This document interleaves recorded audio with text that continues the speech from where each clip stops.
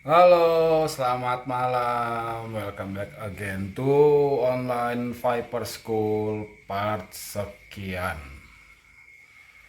Materi hari ini adalah soal pemberian pakan. Sekalian ngejar jam tayang juga biar dapat AdSense anjing. Terus biar kayak mamang tukang keretek dapat silver play button ya. Jing, siapa tahu kan diundang ke grup itu, ya kan. Jadi artis deh gue. Oh iya, jangan lupa juga sebelum nonton pencet dulu tombol subscribe-nya bro. Ya, karena satu subscribe dari kalian itu semakin cepat saya buat dapat silver play button ya, dapat play button. Ya. Daripada saya online beli di Shopee mahal kan, yang saya minta gratis. Buat kalian yang belum subscribe, subscribe ya. Semoga yang subscribe dapat rezeki yang berlimpah, dapat WCN Viper yang bagus kayak albino segala macam. Tapi buat kalian yang belum subscribe dan gak mau subscribe, saya doain kalian kecelakaan ya. Dan juga melarat seumur hidup. Amin, amin, amin, amin. Boleh gak ngepush makan? Boleh, sebenarnya gak masalah sih ya kalau untuk ngepush makan. Tapi tujuannya harus jelas dulu. Ngepush nih kita buat apa misalnya. Misalnya ngepush buat indukan atau ngejar jam tayang buat breeding. Silahkan, nggak masalah gitu loh. Atau ngepush buat ngebalikin badan pasca melahirkan. Silahkan, itu nggak apa-apa. Cuman ritmenya itu harus stabil. Misalnya dalam 1 bulan kita ngasih makan itu 2 sampai 3 kali. Minggu pertama itu kita kasih makan mencit afkir misalnya 2 ekor. Nah, minggu 10 hari kemudian kita kasih makan lagi 10 ekor. 10 hari kemudian lagi kita kasih makan lagi 10 ekor. Terus itu lebih baik seperti itu daripada kita ngasih makan sebulan sekali tapi porsinya gede. Cuman ya kita harus lihat dulu spesies apa dulu yang kita pengen push gitu loh. Kalau untuk spesies Tropidolemus kayak gitu, saya saranin jangan ya untuk nge-push karena setahu saya sih pencernaan mereka tuh lambat, nggak seperti Trimeres sulus ya, Parias dan segala macamnya. Pencernaan mereka tuh semakin lambat. Terus juga size itu ngaruh loh sebenarnya. Semakin besar ukuran si tubuh ular itu semakin lama dia mencerna makanan dan semakin lama pula dia sheddingnya. Jadi kalau untuk size medium nggak masalah. Kalau kalian setiap minggu kasih misalnya minggu pertama 2 mencit afkir, minggu kedua 2 mencit afkir, minggu ketiga 2 mencit afkir. Tapi kalau untuk size jumbo lebih baik kurangin gitu loh. Lebih baik kita stabilin aja biar yang penting dia makan gitu aja. Misalnya minggu pertama kita pakai red small, minggu kedua red small satu, tapi stabil gitu loh kasih makannya. Itu lebih baik seperti itu daripada kita nge-push awalan langsung jebret kasih makan tapi kesananya nggak ada kasih makan kayak gitu lebih baik.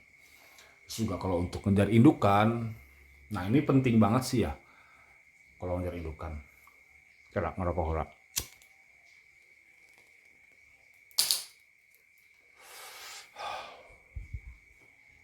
Kapan baiknya kita push makan indukan sebelum dikawin? Gini loh, kebanyakan Viper betina ya, kebanyakan, tapi nggak semua ya saya bilang ya, kebanyakan Viper betina, indukan betina itu ketika dia hamil itu dia mau makan, kebanyakan seperti itu. Terus bagaimana kita mensiasatinya biar si nutrisi si cadangan lemaknya atau cadangan badannya itu nggak terlalu menyusut banget atau bahkan bisa sampai kematian juga loh. Kadang-kadang saya melihat banyak orang-orang yang coba untuk breeding tapi indukannya WC terus badannya itu kurus banget, belum profesional lah bisa dibilang belum profesional tapi udah dikawinin. Memang jadi ngelok tapi kasihan si indukannya gitu loh. Kadang-kadang ketika masuk proses kehamilan si indukan betinanya ini mogok, kadang-kadang juga ada yang sampai mati. Nah, bagaimana cara mensiasatinya adalah kita berpikir 6 bulan sebelum dia pengen dikawinin, itu kita doublein mangsanya. Misalnya kalau minggu pertama biasanya kita ngasih satu ekor, double jadi 2. Minggu kedua jadi double jadi 2. Double. Yang penting didobelin lah makannya.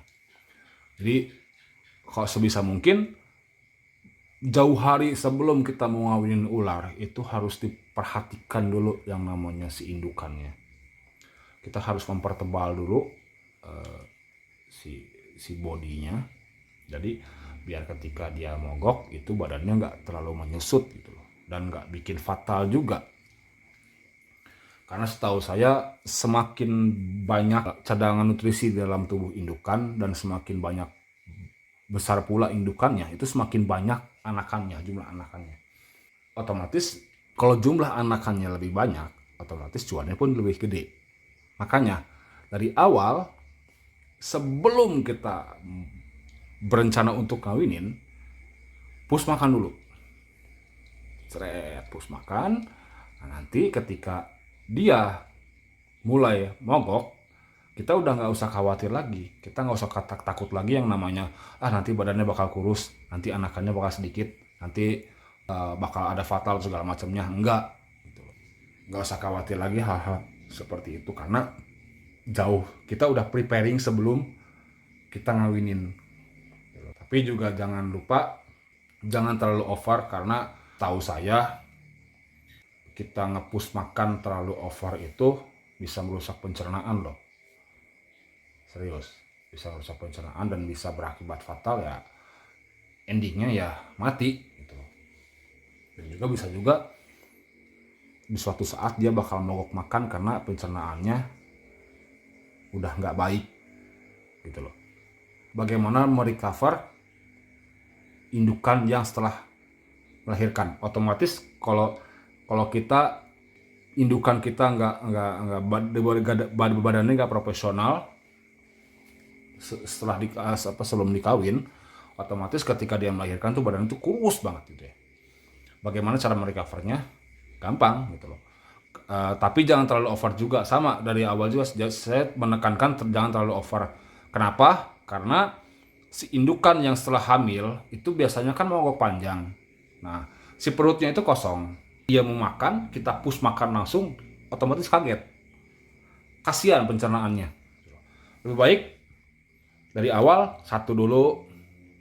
Nah, minggu berikutnya baru dobelin. Minggu berikutnya dobelin lagi. Minggu berikutnya dobelin lagi. Kayak gitu terus aja.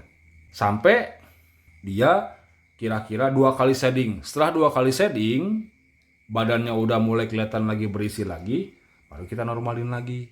Back kembali kepada pemeliharaan gitu loh. Yang kita ngasih makan satu. Yang penting ada makanan masuk tapi stabil, rutin.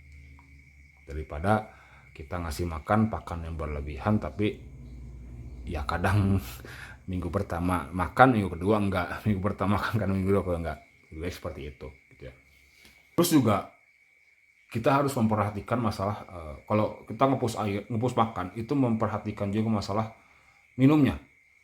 Jangan lupa, jangan kita fokus dikasih makan aja tapi minumnya tuh nggak diperhatikan, karena justru yang bikin fatal, yang bikin sembelit atau segala macam itu karena kurangnya minum. Kita ngepush makan, kita pakan over, tapi cairan dia nggak banyak yang diminum sama dia. Otomatis setahu saya ya, air minum itu membantu banget proses pencernaan.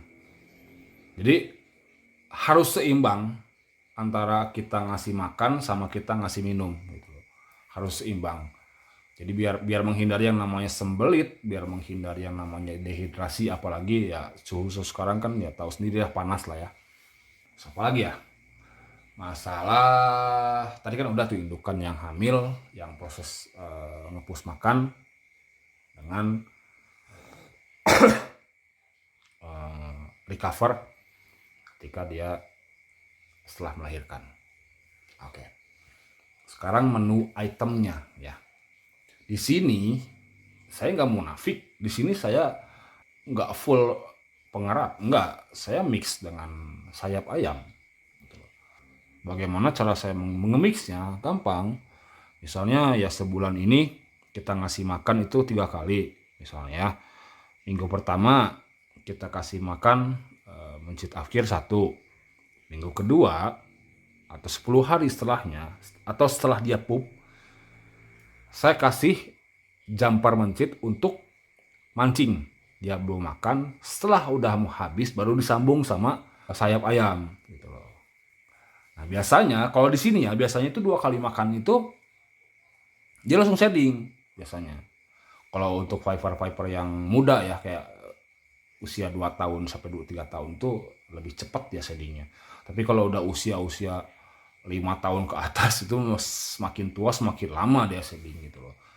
Juga saya dari awal kan ngomong perhatikan juga size-nya, size indukan, size ularnya. Kalau indukan-indukan besar atau indukan-indukan muda kita bisa ngepus makan. Tapi kalau indukan-indukan tua silahkan ngepus makan tapi diporsir, jangan terlalu seenaknya gitu loh. Jangan terlalu karena dia makannya wah lancar segala macam kita hajar aja gitu kasih makan. Ujung-ujungnya ya kadang-kadang suka ada yang sembelit, kadang-kadang suka ada yang mogok makan, kadang-kadang suka ada yang aneh rusak gitu loh, mati segala macam. Itu banyak efek sampingnya dari ngepus tersebut ya. Yang lebih baik sih ya makan normal, lama tapi fine aja, nggak ada masalah untuk kedepannya. Memang lama, cuman ya itu sih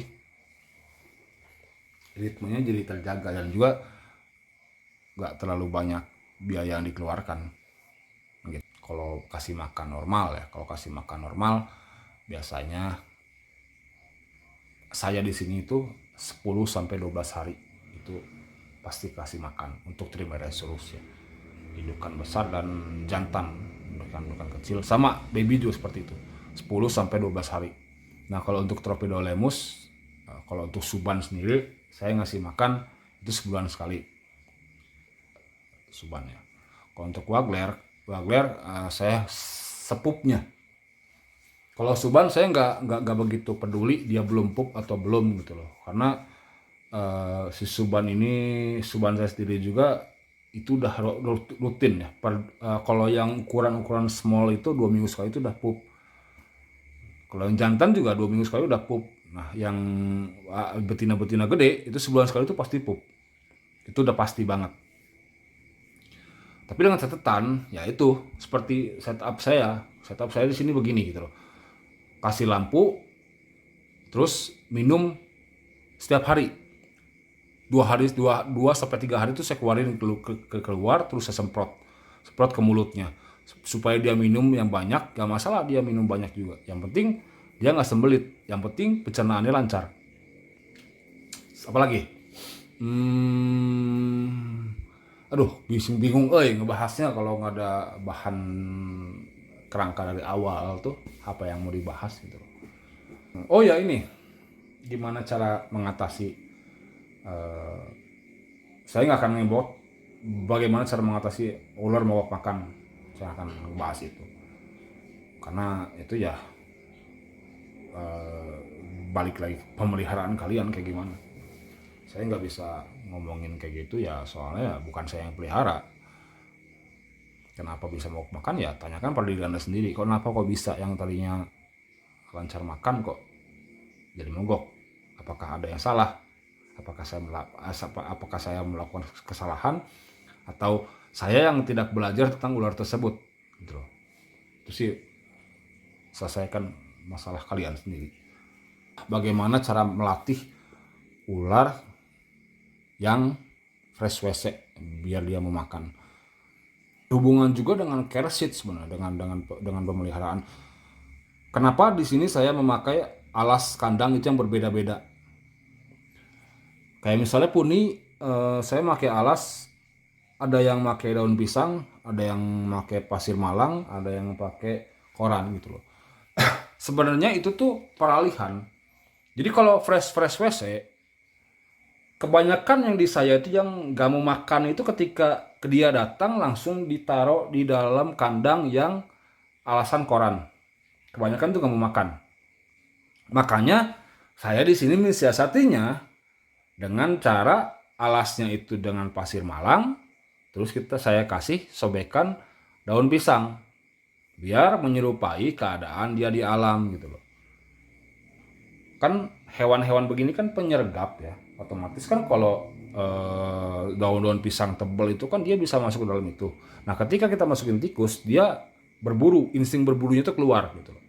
Setelah dia udah makan lancar, udah lumayan mau makan lancar, baru saya pindah ke dari yang tadinya make sobekan daun pisang, saya cabut ke sobekan daun pisangnya, saya cuman make alas pasir malang aja gitu loh. Nah udah begitu, udah lancar, nah baru saya ganti make koran. Kalau untuk kalian tinggal di suhu panas, substrate kayak kokohas, kokohas jangan ya, karena itu bubuk ya, serbuk kalau ketelan, semakin sering ketelan efeknya parah tuh, pencernaan. Bisa pakai substrate yang bahan-bahan padat kayak cocoa chip atau forest bark. Forest bark juga kalau kita ngambil di alam harus cuci bersih baru dipakai. Gitu loh. Soalnya suka ada getah-getahnya. Atau tanpa alas sekalipun, kayak ini nih, Wagler, Suban gitu kan. Saya nggak pakai alas sama sekali gitu. Biarin aja gitu. Terus ini pakai koran gitu.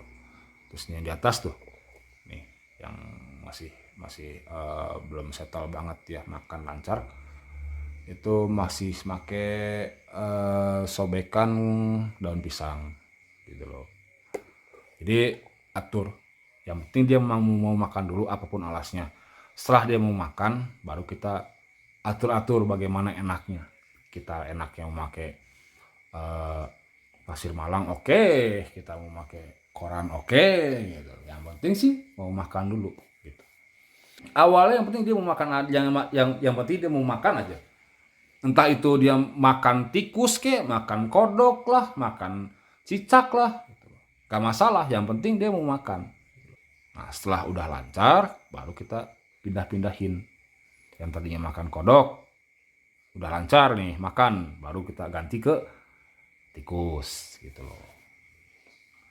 Oh ya guys, saya juga nih ada satu pengalaman nih. Pemberian makan kodok tuh ternyata bisa menimbulkan efek cacing ke badan. Saya di sini ngalamin puni ya, di puni baby. Saya waktu pulang dari jalan-jalan itu kan keadaan itu tikus itu nggak ada lagi susah lah ya, otomatis saya nyari kodok gitu loh, kodok sawah sih. Nah saya kasih makan tuh si baby puni itu dengan, ada yang saya kasih kodok, ada yang saya kasih cicak, ada yang saya kasih pingkis. Nah beberapa ekor tuh yang saya kasih kodok, di kulit itu kayak ada benjolan gitu, banyak banget. Anjir kok jadi begini gitu loh. Sedangkan yang makan cicak dan makan tikus tuh nggak ada gitu. Makanya saya sudah punya kesimpulan, aduh ini kodok nih jangan-jangan bawa parasit lagi gitu loh. Karena setiap viper yang saya kasih kodok itu rata-rata punya benjolan kayak semacam cacing gitu. Cuman saya tuh nggak tahu, belum berani saya black ya, karena ya pertama juga si vipernya juga masih kecil gitu, masih baby. Makanya saya bilang di situ ini mah dari pakan gitu, kayaknya dari kodok. Karena memang signifikan banget gitu, yang tadinya polos bersih gitu nggak ada benjolan, tapi setelah saya kasih makan kodok ternyata banyak benjolan gitu loh. Coba deh kalian kalau pernah mengalami hal yang sama, coba di komen ya. Terus juga, nah udah gitu sih, nah gitu aja lah, bingung gue mau bahas apa lagi. Ya udah, kalau kalian ada sesuatu yang mau dibahas, bisa di DM aja ke IG saya di Wildlife Edict 107 ya, nanti kita bahas bareng-bareng. Oke guys, bye bye, selamat malam. Jangan lupa wakuk, jangan lupa subscribe biar gak kecelakaan. Dadah.